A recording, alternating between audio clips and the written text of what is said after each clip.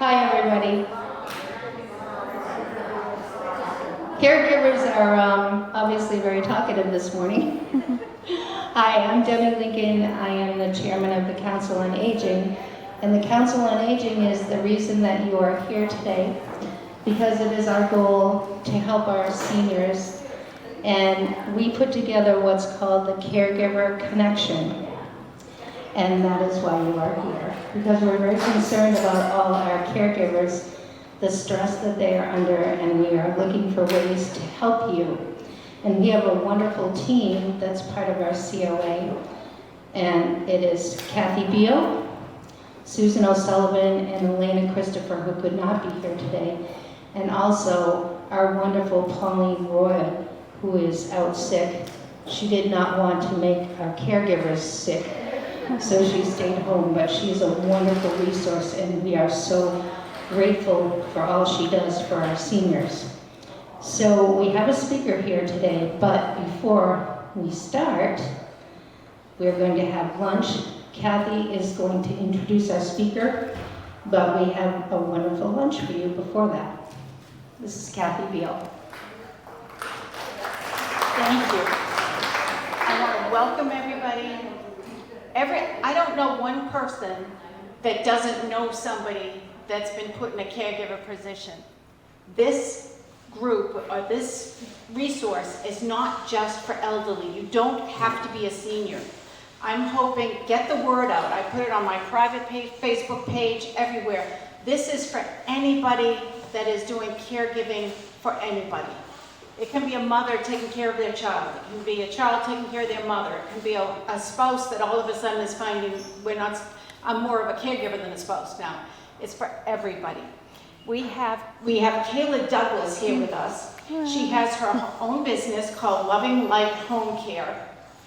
She has a wealth of information that she's going to share with us to help us be better caregivers or effective caregivers for our loved ones. We want to give you all an opportunity to have some lunch. When we move on to dessert, she will start her presentation, and then there'll be time for questions and answers afterwards. So enjoy your lunch, and we will be back with you shortly.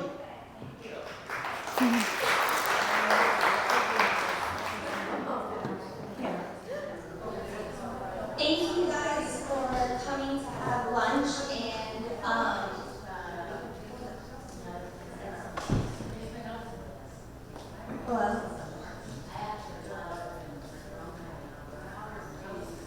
I'm going to go ahead and get started on the presentation. I encourage you, if you have questions, please feel free to interrupt me. I want it to be as interactive as possible to make sure you get the most out of it. If there's a question that I'm unsure of how to answer, I will take it down and I will reach back out to you to make sure you get an answer to your question.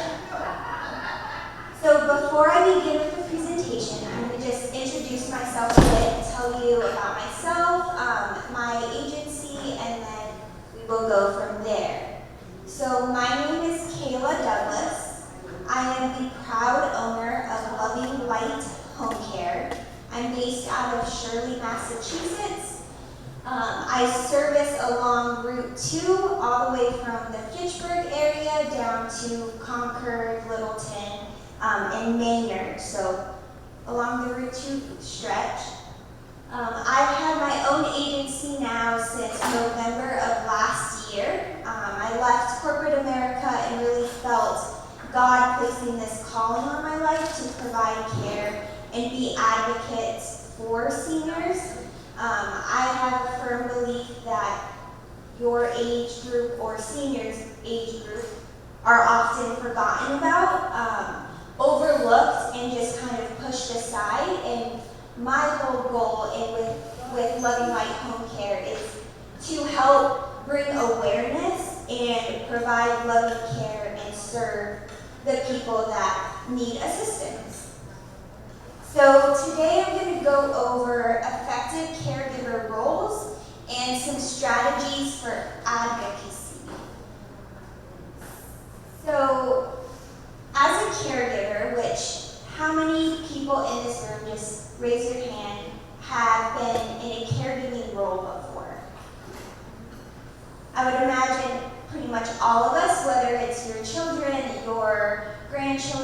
your own parents. We've all had some level of experience with it.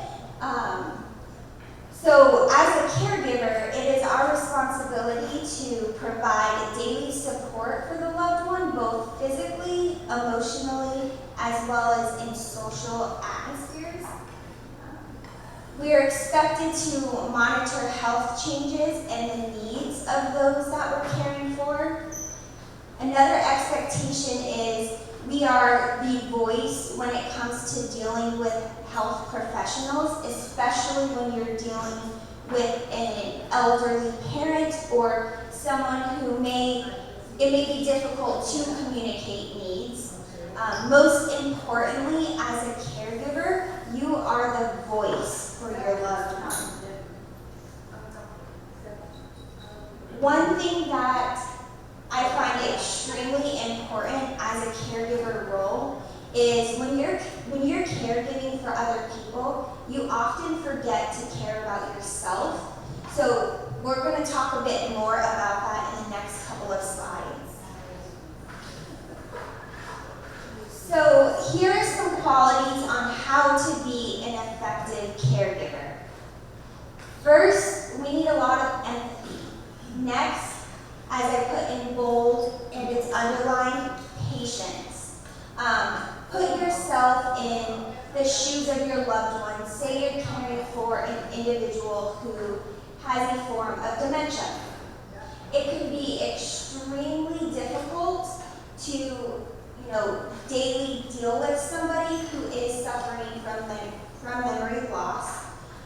So having patience goes a long way. Next, I want to talk about organization and attention to detail. There is a resource that at the end of the presentation I'm going to pull up that actually makes this third bullet point neat, pretty, and well put together. So when you're juggling various doctor's appointments, many medications, even just having different people coming into your home to assist your loved one, having that organization is crucial. Lastly, it's important to have that advocacy mindset. So as you're in that caregiving role, not only are you there to provide love for your loved one and give them the support that they need, but it's important to shift our own mindset into how can I be an advocate for the person that I'm caring for.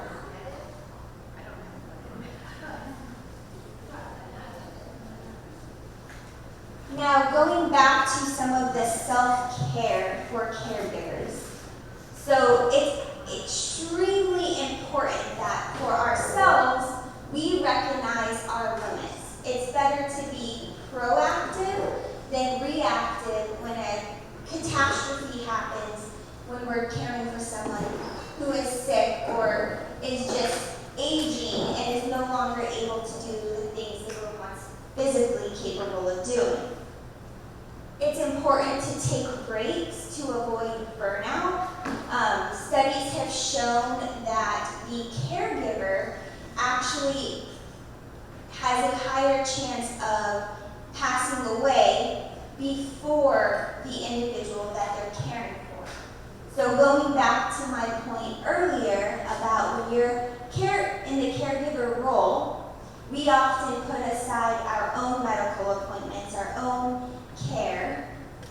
So it's important that we don't do that, because if we're not healthy, if we're not on top of our own health, exercise, then we can't provide that for other people close to us.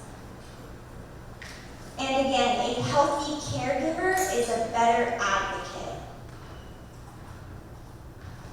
So some types of support that's available to caregivers. So this is not an extensive list. This is just some of the, I'm going to use buzzwords that if you do a quick Google search, you'll be able to find a plethora of information on the different categories. But just to go over them, so respite care. So that could be short term. That could also be long term. I personally have dealt with families who have gone down the respite care route where they have people come into their home, or they have placed their loved one in a temporary home to provide that respite care to get a break. Another great option are adult day health programs. Specifically for dementia, there's a really good program located in Marlboro. I don't know if anybody is familiar with Better Day. If not, I would encourage, if you are caregiving for somebody who has dementia, look up Better Day. They have an awesome program. It's a smaller setting. They deal more on a, not one-on-one, but the group size of individuals with dementia is about 14 to 20 people at a time. And it's in an in-home setting, so you get that family feel. It eliminates the institutional feeling. Wonderful program. Encourage you to check them out. Another type of support are support groups. So speaking on the dementia topic again, and I'm heavily focused on dementia because studies have shown the rise in varying forms of dementia is continuing to increase and is expected to increase. There's things called memory cafes that are specific for families and caregivers that offer support. They even have different activities that you and your caregiver can do together, and it's targeted for people who are dealing with some memory loss issues. We have one here on the fourth Friday of every month. Okay, the fourth Friday of every month. Breakfast. Okay. And then there's always entertainment. Awesome, awesome. Do you guys have a big turnout for memory cafes? Last month we had what, Jane? 30 last month. We had a good group last month. Yeah. There's also, I had one. The thing with the Memory Cafe, it's a wonderful place to bring your loved one, Yep. knowing that no matter how they behave, we expect whatever. It's a safe place to come. Nobody judges. Everybody can be who they are, and it's a safe place. I was going to say also what is really nice is to see the caregivers come together and, get to know each other. So. Yeah. Yeah, and what I have learned is no individual with dementia, it's not the same. It's different for each person. So it is great to have those support groups, those memory cafes, targeted specifically for whatever illness or health concern that your loved one may be experiencing. Just since we're on that topic, I do have some cards up here that are specifically for dementia. So just by show of hands, are there people in here who are caring for someone that may have dementia? Okay. Now, have you ever tried going to, say, a restaurant with that person? No. Okay. Okay. So I have seen where it's extremely overwhelming. Waitresses tend to not be as patient. I do have, and it's another resource up here, you're welcome to grab one. They're little cards that when you go to a restaurant or a public place and you have your loved one with you and you recognize that the person may be getting a little frustrated or impatient with you because of whatever's going on, these cards are a great tool to just quietly show the person, and it says, my companion has a condition called dementia, and it actually gives them helpful suggestions on how to interact with you. I have found this extremely helpful. It eliminates a lot of embarrassment that may come about. So if you would like one, let me know. I have plenty of them up here. But going back to the types of support, so touching on training and education, workshops on medical care, dementia care, advocacy skills. There's a ton of different educational seminars. I've seen through like local senior centers, public libraries. Even I like to be a voice in the community, so if there is specific topics that you need some guidance on, I may not know the answer, but I will do my best to get you the information. Another type of support is mental health support. So when you are feeling the burnout, counseling, therapy, ways to practice mindfulness, those are all things that we should not be ashamed of. We should be proud, and I encourage everyone to seek some form of counseling just so you don't have to bear the burden alone for caring for a loved one. The next one is financial guidance. So assistance with insurance, benefits, financial planning. All of these areas can be challenging to deal with, especially when you're in the thick of providing care for someone who may be deteriorating quickly. I have found geriatric case managers are also a good resource. So if you are at a doctor's appointment with your loved one, whatever, if they go to like UMass or Reliant, whatever health network that they're part of, I would encourage you to get a geriatric case manager involved. Okay, so now we're going to talk about understanding advocacy. So a lot of people, I think, as you're sick, it's a misconception to think that you do not have a choice. I'm going to say that right now, that's false. You have a choice in what type of care you receive and how you receive the care. So as the advocate for your loved one, I would highly encourage you to speak up. You want to make sure that the individual's needs and their wishes are heard. It's important to get some documentation so that way it's in writing, so as things progress or become more challenging, you have that document to refer back to and to help you somewhat stay grounded in what your loved one's wishes are. Another area for advocacy is, how many people here have heard of an end-of-life doula? New terminology, you have? Okay, so end-of-life doula, think of it, it's the opposite of a birth doula. A person comes in alongside an individual who is approaching death. What their role is, they're an advocate. So they're a third neutral party that is there on behalf of the loved one to make sure their wishes are carried out. It eliminates a lot of the tensions that families might experience or feel.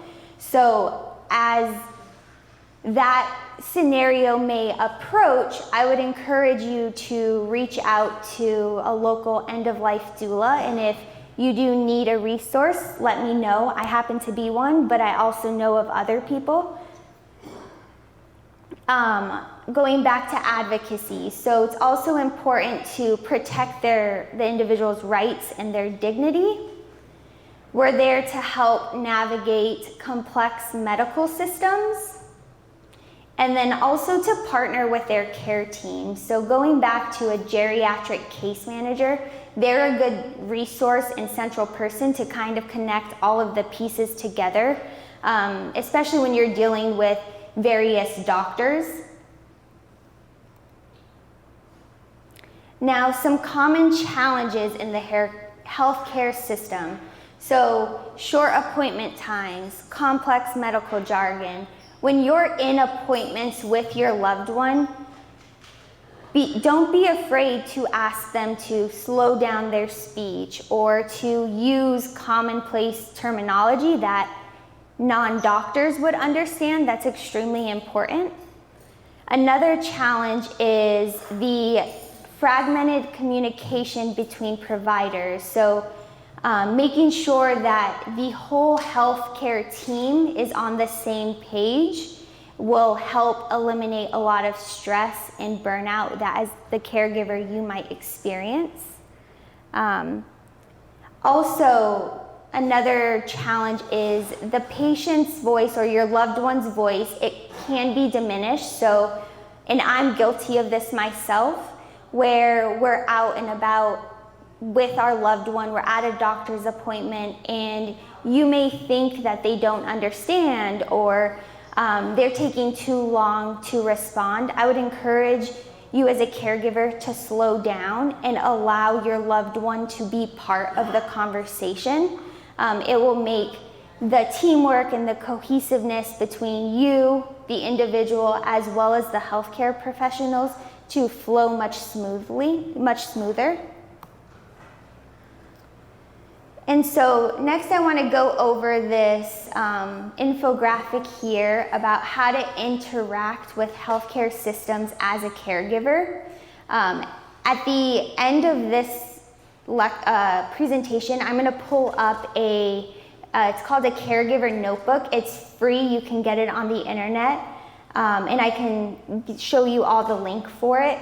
But it consolidates everything listed on this picture into one central place. So making sure you have a list of medication, allergies, recent symptoms, writing down questions before a medical appointment, because oftentimes when you're at the appointment, you tend to forget important questions. Making sure you have medical documents, your lab results. Another important factor is during those appointments, introduce who you are to the doctor. That often eliminates the cold barrier between the medical professional and you as the caregiver. Take detailed notes and don't be afraid to ask, Don't be afraid to have the health professional repeat the question. Next, you want to advocate for your loved one's needs. So sharing observations that the provider may not see. So one way you can do that is say, I've noticed mom, dad, grandma, grandpa, fill in the blank, has been doing X, Y, Z. Framing it in the I notice statements tends to help the communication. Next, coordinate across the health system. So making sure we follow up on referrals. Don't make the assumption that because a doctor said they're submitting a referral that it's going to get done in a timely manner. We want to make sure as caregivers and as our role that we stay on top of that. It will help eliminate a lot of frustration that could occur down the road. And keeping a binder or a digital file like the one that I will show you, keeping it all in one central location will be very helpful. So if, say, you're unavailable, somebody else would have access to it and all the information would be in one place. So now talking on patient-centered advocacy. So making sure that your loved one is included in all decisions when possible. Making sure we respect their wishes and their cultural or religious values. We want to balance medical advice with quality of life priorities. So a lot, you'll see like a DNR form if that's something a person chooses to have. And then we also want to support informed choices. Okay.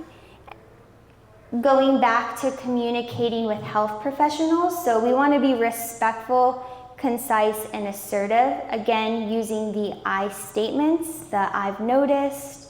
We also want to show appreciation for doctors because I think we often forget doctors are also in a caregiving role.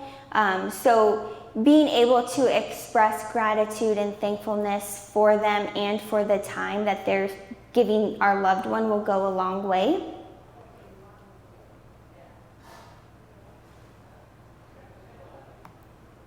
And then here I have just a few different resources that if you go to like their websites, and some of them are broken out by topics where you can get some more help, assistance, but of course the Aging Services of North Central Massachusetts is a good place to start. They have a ton of information on financial assistance, caregiver support, training.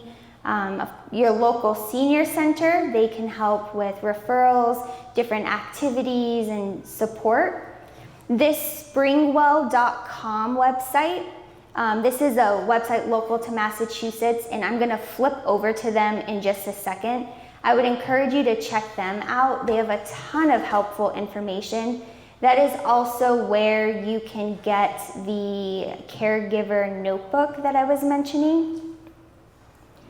And then on the State of Massachusetts website, under the Elder Services, there's a Family Caregiver Support Program where they offer statewide support, workshops, they have planning help, a ton of really good information on that website as well. And then lastly, it's not listed on here, but even reaching out to your local home care agency, whether it's myself or somebody else, and just posing questions to them on what type of assistance you're looking for, that's also a good place to start, as they're experts, especially in their local community. Before I switch over to the caregiver notebook, does anyone have questions? Yes. Sure. Make sure the doctor you're going to see Yeah. knows that the person you're taking care of has dementia. Mhm. We notice that we go to an eye doctor, it takes at least 3 to 4 hours. Yeah. I had them put a note in his chart that he has dementia, he's out within an hour. Wow. Yeah, she said make sure that your doctor is aware that your loved one may have dementia. Thank you for that tip. That is great. The other, okay. So I'm going to flip over and show you. So on the Springwell's website, and I'll go back just so you can see where, but this is their caregiver's notebook, a guide for organizing and record keeping. There we go.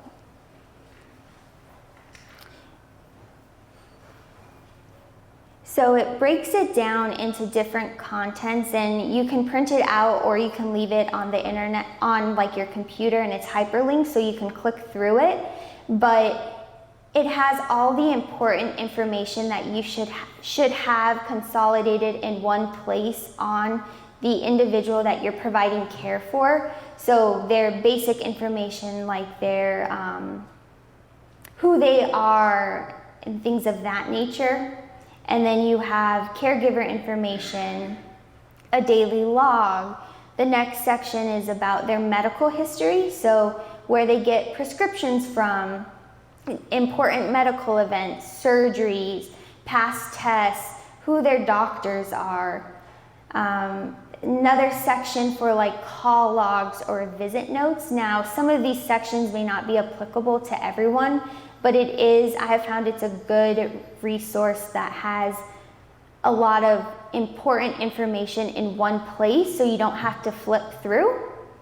And then this last section is about your legal, financial, and end of life important information. So making sure we have the individual's wishes documented. That's a good place as well. But just so, I'll just show like the first couple of pages. When I first discovered this resource, I didn't realize how many things that I just subconsciously know about the person that I'm caring for, and I made the assumption everybody else in our circle has that information, which it's not good to make assumptions, which is why having a tool like this is super helpful. So when you are giving yourself a break as a caregiver, whoever's stepping in for you also has the information. Things that you, like if they were in an emergency, going to the emergency room, what would they want to bring with them?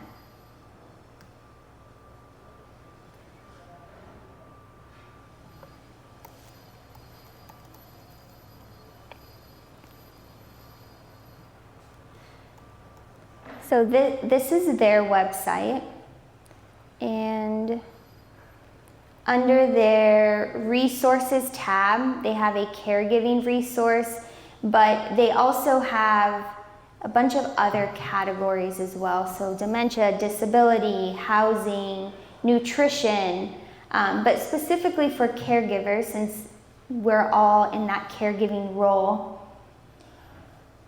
they have a bunch of other resource links and information, but the caregiver notebook that I was just showing can be found here.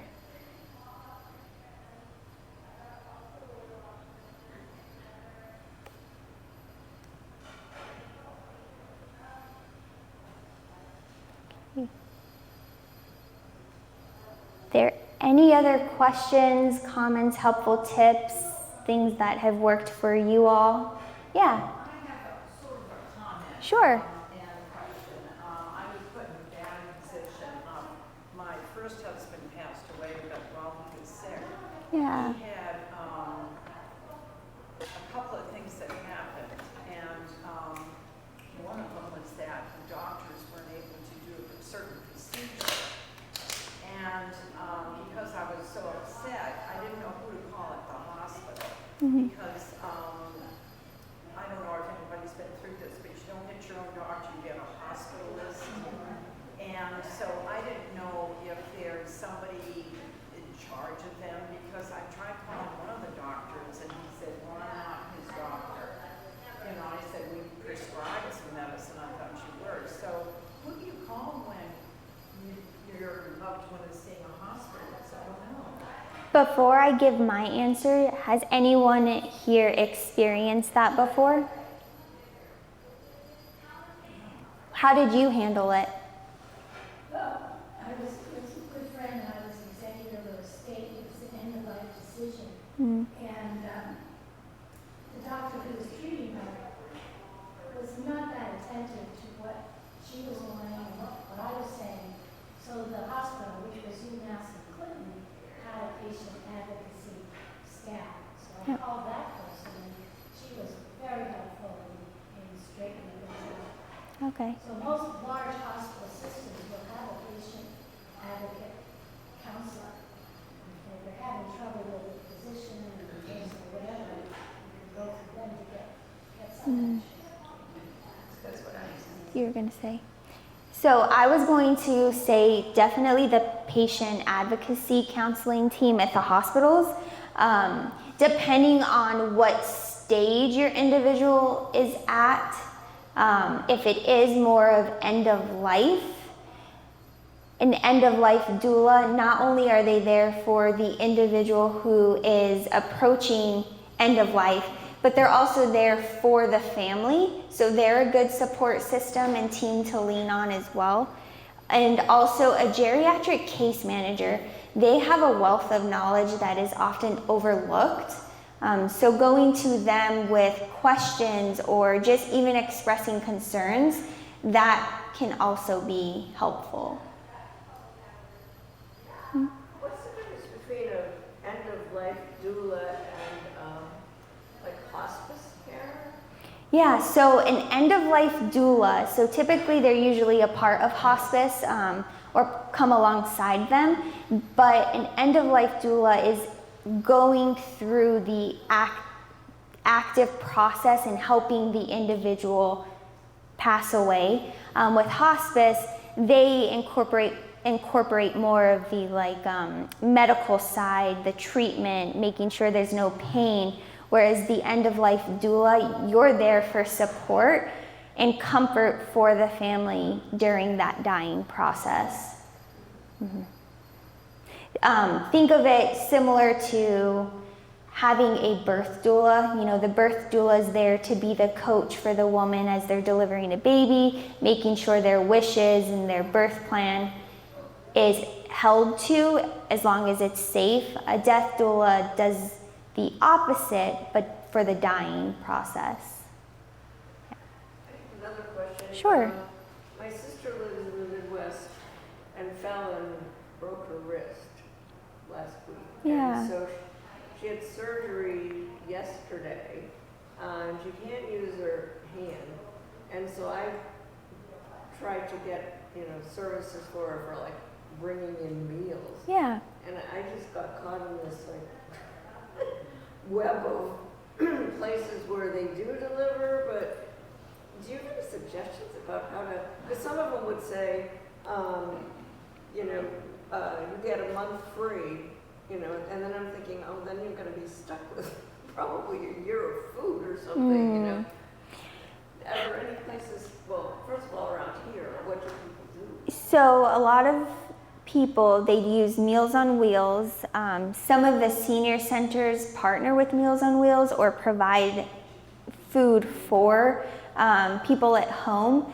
So I would encourage her, have you looked at the senior centers near her? That was my next step. Okay. To do that, I called in different places for like the. Where in the Midwest? Fort Wayne, Indiana. Indiana. Okay. Go ahead, Kathy. There's a company called Heart to Home. They do meals. Yeah. Diane used that for her mother. Heart to One of our Home. board members. Okay. And loved it. And she said there were some meals her mother loved. And I've looked at that because I got my mother when I'm traveling. Yeah. And I never made the call because I've just been making meals and putting them in the freezer for her. But it would be nice to have something like that if I were going to be gone for a period of time. They would do. And I would call them. It's called Heart to Home. I go to a tour somewhere. I've been getting them in the mail. I think they listen to me. Yeah. You're promoting them. But, that's a local place, which would be fine. But I don't know how local it is. I don't know if it's just in this area or not. I think I had checked it. Yeah, so they might have something like that out there though. Yeah. Because DoorDash is not an easy solution. Remind me what part of Indiana you said? Fort Wayne. Fort Wayne, okay. I think it's pretty near Indiana. Okay. I'm part of a group of other home care agencies across the country. So I do have a couple friends that I know of in Indiana, so I can reach out to them and see what their clients and other people in their area typically do for meals, if you'd like. Yeah. At the end, I'll get your email or your phone number so that way I can share what I learned from them to you. Yeah. Any other questions or comments? Yeah. What does your agency offer? My agency? Yeah, so I offer, of course, home care services, so personal care if an individual needs assistance with bathing, toileting, laundry, if they need help with light housekeeping, companionship, that can look in various forms. Sitter services is what some people use terminology-wise, but just being there with your loved one. Also helping them with laundry, taking them to medical appointments if you're unavailable or if you need somebody. If you're going on vacation and your loved one can't go, we can provide check-ins and things of that nature. Yeah. Does that help answer your question? Yeah. Yeah. Because I've been through this. Oh, yeah. I have a problem finding medical transportation for my then husband in a wheelchair. Okay. Do you know of a company in town that does that? It's hard to find. In a wheelchair? Yeah, somebody's in a wheelchair. I don't off the top of my head, but that is something I can do some research on because that is a need. Individuals in wheelchairs also need to go to doctors. Yeah. Mm-hmm. Okay. Well, thank you all very much for listening, having lunch. If you have questions, things you want to talk about on the side, I'm happy to stay. Just come on up.